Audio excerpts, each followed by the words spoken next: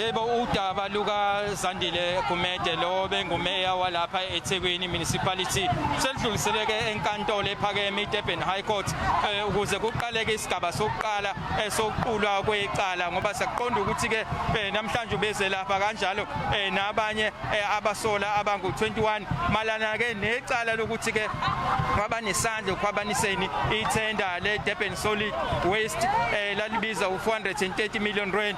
Njengamanje sibona abalandeli bakhe abaningi abagcwele ngaphandle nje enkantolo bezoseka ke lo beyimeya lapha eThekwini. Namhlanje ke sibone okungajwayelekile ke ngoba kukhona ngisho nalabo singababiza ngabelaphi bendabuko kanjalo ke nalaba bezenkolo bezoseka lo bengimeya lapha eThekwini ukuzoqinisekisa ukuthi bayakusho la ukuthi amacala akhe kwazi ukuthi kukhona isandla sesithathu isandla semfene kulolu daba ngoba kubona bakholela ukuthi lo bengimeya uZandile Gumede umsula kuwo wonke amacala. So njengamanje kukhona ngisho nabalandeli abasuka eindaweni efana nase Free State kanjalo nase Eastern Cape bezoqinisekisa ukweseka kwabo uZandile Gumede baphumeke ngobuningi babo bazomeseka ke namhlanje khona la eDurban High Court yoba udaba ke seluhlehliselwe noma selidlulisele umhla ka14 kuJune kuyo lonyaka lo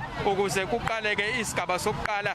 Abalandeli ke la kuyibona bahamba phambili bayakusho cha bakujabulela ukuthi lolu daba lolu sekukhona ke manje inqubekela phambili ngoba ngaphambilini belokhu udaba ludlulisela kolunye usuku kusukela boshwa uZandile Gumede ngo2019 ngoMay. So bathi ke sekhona inqubela phambili bayakujabulela lokho ngoba uZandile Gumede usegcineni kiwe uhlo lamacala abhekene nawo namhlanje kodwa ke siyathola ukuthi ubengakafundi usezowafunda ke bese kula kuqhutshekelwa phambili izona ke lezi sithola kamuva la eDurban High Court. Siyabonga kakhulu.